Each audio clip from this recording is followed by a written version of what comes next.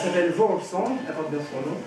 Et c'est une chanson qu'on chante habituellement à Valborg, enfin scandinave.